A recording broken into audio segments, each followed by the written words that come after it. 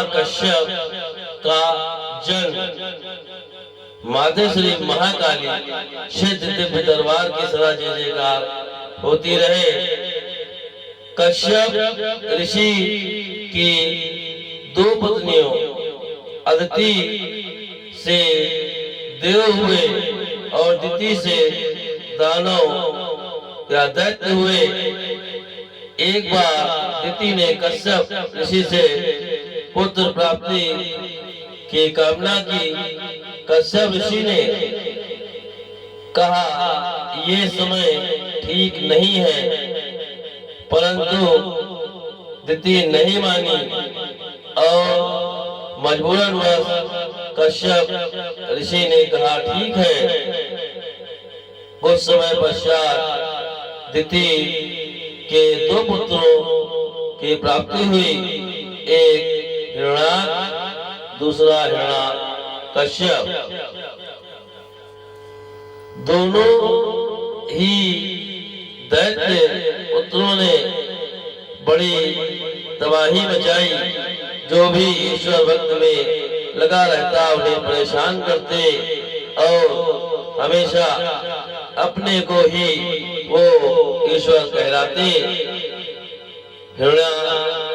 हिरण्याक्ष ने तो एक बार पृथ्वी को ही समुद्र में जल में समा दिया।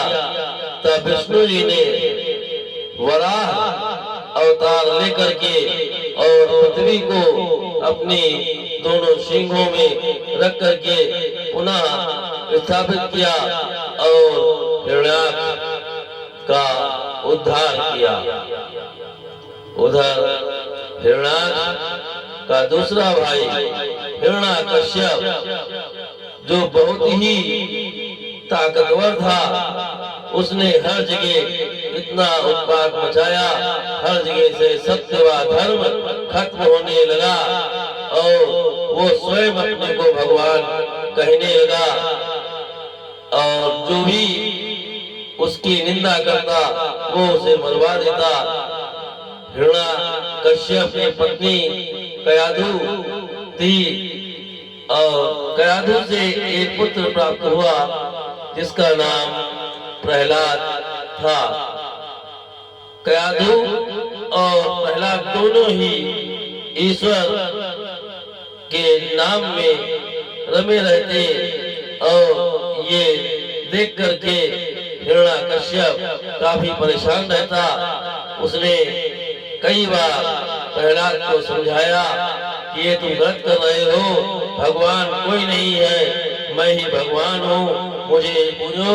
परंतु प्रहलाद ने कहा नहीं, मैं सिर्फ भगवान को जानता हूँ, हरि को जानता हूँ, राम को जानता हूँ, उन्हें ही मैं मानूंगा, तुमको नहीं। तब हिरण्याकश्यप काफी परेशान हुआ। उसने प्रहलाद को कई बार मारने का प्रयास किया, उसे हाथी के पैरों के नीचे डलवाया, पहाड़ से फेंका, काफी उसने प्रयास किया, परंतु प्रहलाद का कोई भी बाल बाका नहीं हुआ। हिरण्याकश्यप की एक बहन होलिका थी जिसे ब्रह्मदेव द्वारा ये वरदान था। ब्रह्मदेव द्वारा एक चादर मिली हुई थी कि उस चादर को ओढ़ने के बाद उस पर कोई अग्नि का प्रभाव नहीं होगा। तब हिरण्याकश्यप ने अपनी बहन से कहा अब तुम ही कुछ करो और किसी न किसी तरह प्रहलाद को खत्म करो। होलिका ने कहा इसमें कोई बड़ी बात नहीं है, आप लकड़ियों का ढेर लगवाएं और मैं उस पर चादर ओढ़ के बैठ जाती हूँ और अपनी गोद में प्रहलाद को ले लेती हूँ, क्योंकि चादर ओढ़ने के बाद अग्नि मेरा कुछ भी नहीं कर पाएगी और प्रहलाद खत्म हो जाएगा। हिरण्याकश्यप ने ऐसा ही किया और लकड़ी के ढेर लगवाकर उसने होलिका को उसमें बैठा दिया और प्रहलाद को उसकी गोद में रख दिया और आग लगा दी, परंतु जो होना था वही हुआ। प्रहलाद को कुछ नहीं हुआ और होलिका जिसे ब्रह्मदेव का वरदान था और वो होलिका उसमें जल गई, क्योंकि कहा गया है यदि कोई वरदान का गलत प्रयोग करता है तो वो वरदान गलत साबित हो जाते हैं। और होलिका का होली में काम तमाम हो गया। प्रातः काल उठ करके लोगों ने देखा कि प्रहलाद तो उस होली की राख में, होलिका की राख में खेल रहे हैं। होली का पर्व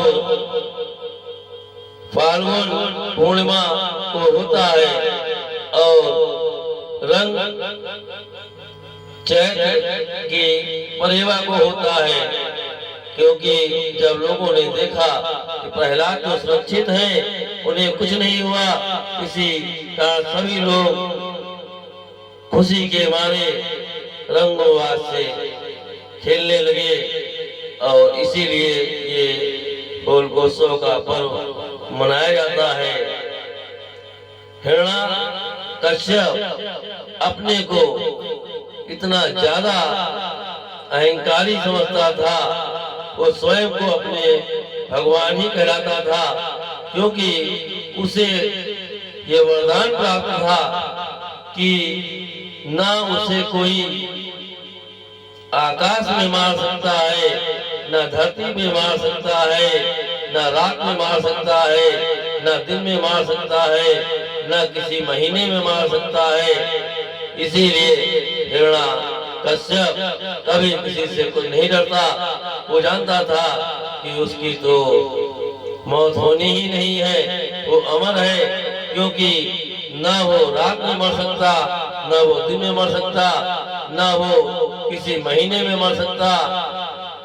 और इस कारण से और यहाँ तक उसको था कि ना तुम किसी मनुष्य के हाथों मरोगे, ना तुम किसी ईश्वर के हाथों मरोगे, ना तुम किसी जानवर के हाथों मरोगे। इतने तगड़े उसके पास वरदान थे, इसके कारण वो अपने को भगवान ही समझता था। जब प्रहलाद को कुछ नहीं हुआ तब वो काफी परेशान हुआ और उसने महल में एक दिन कहा कि कहाँ है तेरे भगवान, कहाँ है, मुझे भी बता, क्योंकि मैं ही भगवान हूँ। तब प्रहलाद जी ने कहा भगवान तो हर जगह है, हर समय है। तब हिरण्याकश्यप ने कहा जो पत्थर के खंभे लगे थे, कहा इसमें भी तेरा भगवान है। तब प्रहलाद ने कहा हाँ, इसमें भी मेरे भगवान है। हिरण्याकश्यप ने तलवार ली और पत्थर पर वार किया और तब उसमें से नरसिंह भगवान का प्रकट हुआ।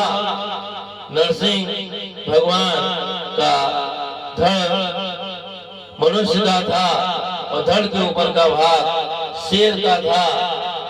तब ऐसा विकराल रूप देख करके त्राही त्राही मच गई और हिरण्याकश्यप भी परेशान हो गया। बहुत ही विकराल रूप नरसिंह भगवान का था और नरसिंह भगवान ने जो उसको वरदान दिए थे उसे ही तोड़ने के लिए नरसिंह अवतार लिया, क्योंकि नरसिंह अवतार में ना ही कोई मनुष्य था, ना ही कोई जानवर था।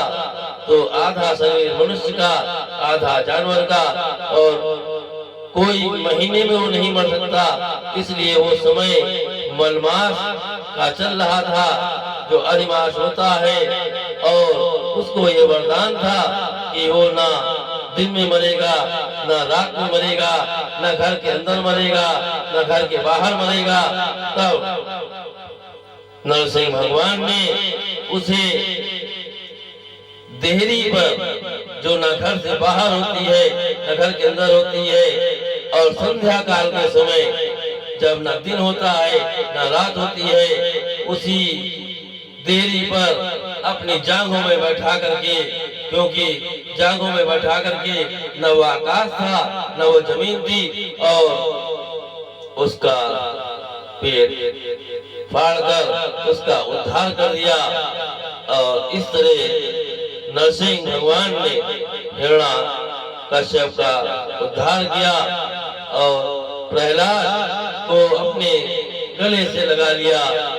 प्रहलाद जैसे यदि भक्त हो जाए तो पत्थर से भी भगवान निकल आते हैं। भगवान हर जगह हैं, हर समय हैं, परंतु सच्चे मन से पुकार कर देखो तो आपको भगवान अवश्य ही मिल जाएंगे। इसीलिए ये होली का पर्व मनाया जाता है कि प्रहलाद की बुआ होलिका जब प्रहलाद जी को लेकर के उस लकड़ी के ढेर पर बैठी और होलिका तो उसमें जल गई, परंतु प्रहलाद को कुछ नहीं हुआ। इसी खुशी में दूसरे दिन चैत्र पूर्णिमा को होली का पर्व बहुत ही उल्लास के साथ मनाया जाता है। और कहते हैं कि हरदोई में ही हिरणा कश्यप का राज था और वहाँ प्रहलाद कुंड भी है, और इसीलिए हरदोई ने पहले राम तो ही कहा जाता है हिरणा कश्यप को, और वहाँ रासन से हमेशा परहेज किया जाता था। इसीलिए वहाँ के लोग पहले पूर्ण रूप से हरदोई न कह करके हरदोई कहते थे, क्योंकि रासन से हिरणा कश्यप को बहुत ही नफरत थी। हो सकता है भक्तों को प्रसंग बहुत ही अच्छा लगे और आपकी जानकारी के लिए ही ये बताया गया है। सभी भक्तों को माता श्री महाकाली की कृपा बनी रहे। जय महाकाली, जय महाकाल। माता श्री महाकाली सिद्ध देव दरबार की सदा जय जयकार होती रहे।